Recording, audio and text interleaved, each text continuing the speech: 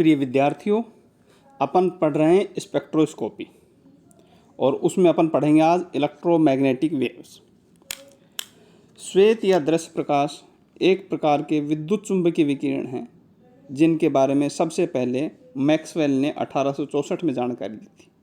उन्होंने बताया कि उच्च आवृत्ति वाली प्रत्यावर्ती धारा अल्टरनेटिंग करंट में से विकिरण ऊर्जा रेडिएशन एनर्जी निकलती है जो कि तरंगों के रूप में होती है और त्रिविमीय स्पेस में प्रकाश की गति के समान वेग से गमन करती है। मैक्सवेल के इन विकिरणों को विद्युत चुंबकीय विकिरण, इलेक्ट्रोमैग्नेटिक वेव और इलेक्ट्रोमैग्नेटिक रेडिएशन कहा गया। इन किरणों के नाम में विद्युत चुंबकीय शब्द इसलिए जुड़ा क्योंकि इधर उधर दोलन की गति करते हुए आवेशित कण अथवा चुंबक से भी इस प्रकार के विकिरण प्राप्त किए जा सकते हैं। एक विद्युत चुंबकीय तरंग में एक दूसरे के लंबवत दोलन करते हुए विद्युत तथा चुंबकीय क्षेत्र होते हैं तथा ये दोनों तरंगों की दिशा में भी लंबवत होते हैं।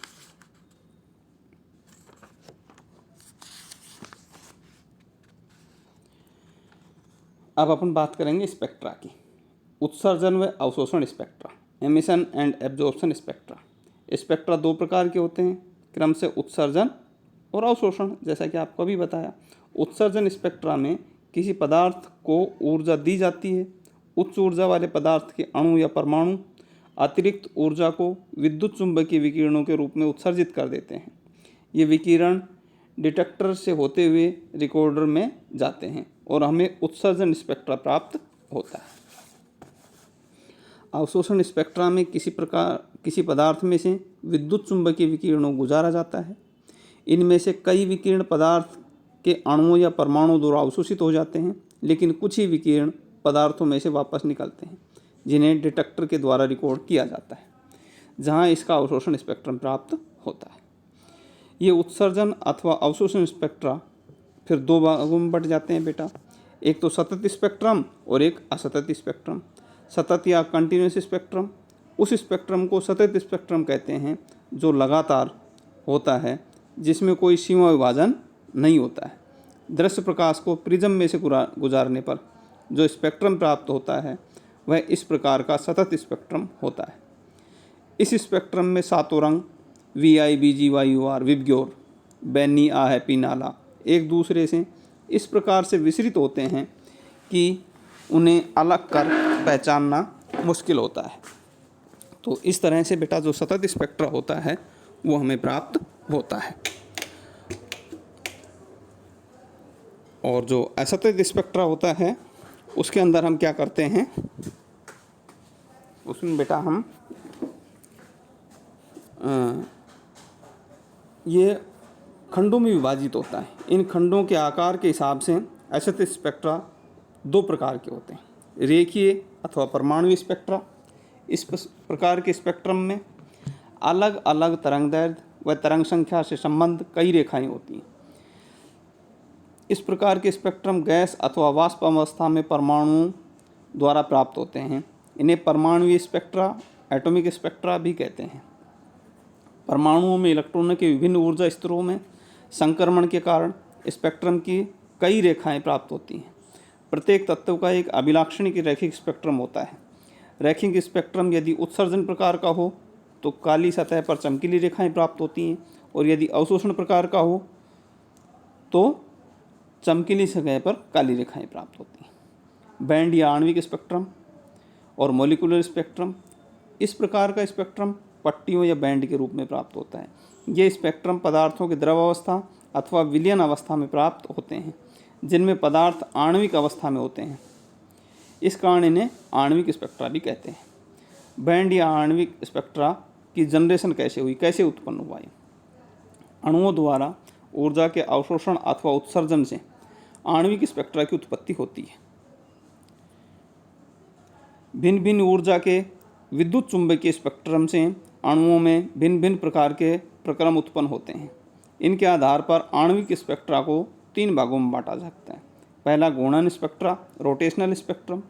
निम्न ऊर्जा व उच्च तरंग दैर्घ्य वाले सुदूर अवरक्त फार इंफ्रारेड अथवा सूक्ष्म तरंगों माइक्रोवेव के अवशोषण से अणुओं में घूर्णन संपन्न होते हैं। अतः इससे प्राप्त स्पेक्ट्रम को घूर्णन स्पेक्ट्रम कहते हैं। इस प्रकार की स्पेक्ट्रमी को घूर्णन स्पेक्ट्रोस्कोपी कहते हैं और सूक्ष्म तरंग स्पेक्ट्रोस्कोपी कहते हैं। कंपन घूर्णन स्पेक्ट्रम, वाइब्रेशनल रोटेशनल स्पेक्ट्रम अवरक्त क्षेत्र में कुछ उच्च ऊर्जा वाले विकिरणों के अवशोषण से अणुओं में घूर्णन के साथ कंपन भी संपन्न होते हैं। अतः इससे प्राप्त स्पेक्ट्रम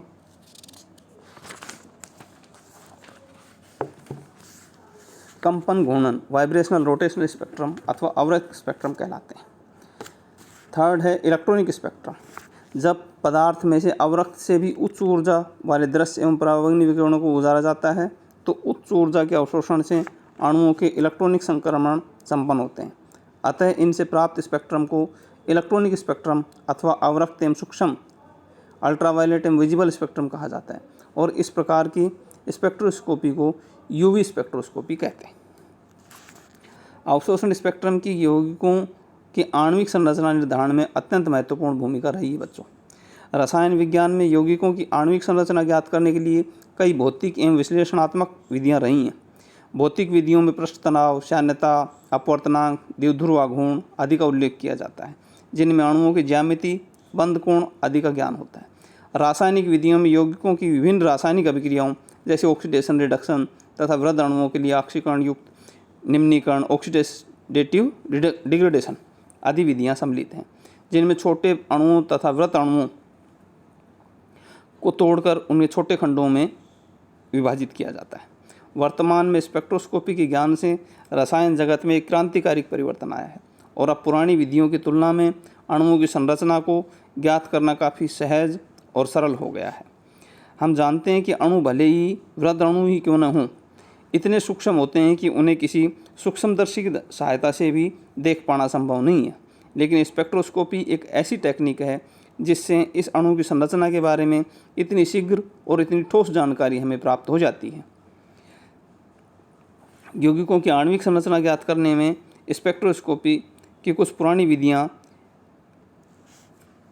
की बातें हैं बच्चों, वो मैं आपसे डिस्कस कर रहा हूँ। ये प्रयोग अत्यंत शीघ्रता से संपन्न होते हैं, ये अत्यंत संवेदनशील होते हैं, ये उपयुक्त विलायक के अतिरिक्त अन्य किसी केमिकल की आवश्यकता नहीं पड़ती है, पदार्थ की अत्यंत सूक्ष्म मात्रा की आवश्यकता पड़ती है और उसे भी पुनः प्राप्त किया जा सकता है।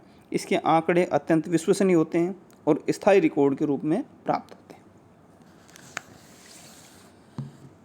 किसी यौगिक में एक अणु से कुछ परमाणु होते हैं जो परस्पर बंधों द्वारा बंधे रहते हैं। इन अणुओं को यदि किसी विद्युत चुंबकीय विकिरण के पथ में रखा जाता है तो उन विकिरणों को अवशोषित करके उत्तेजित हो जाते हैं और उच्च ऊर्जा स्तर पर चले जाते हैं। अवशोषित विकिरणों के उत्सर्जन से पुनः हमें निम्नतम ऊर्जा स्तर में आ जाते हैं और अणुओं की संरचना के अनुसार ये तरंगदैर्घ्य का अवशोषण और उत्सर्जन करते हैं। क्वांटम यांत्रिकी में हम बताते हैं कि समस्त तंत्रों में ऊर्जा स्तर क्वांटीकृत होते हैं और उपयुक्त क्वांटम संख्या के आधार पर व्यवस्थित रहते हैं। श्रोडिंजर की समीकरण से हम विभिन्न ऊर्जा स्तरों को प्राप्त कर सकते हैं।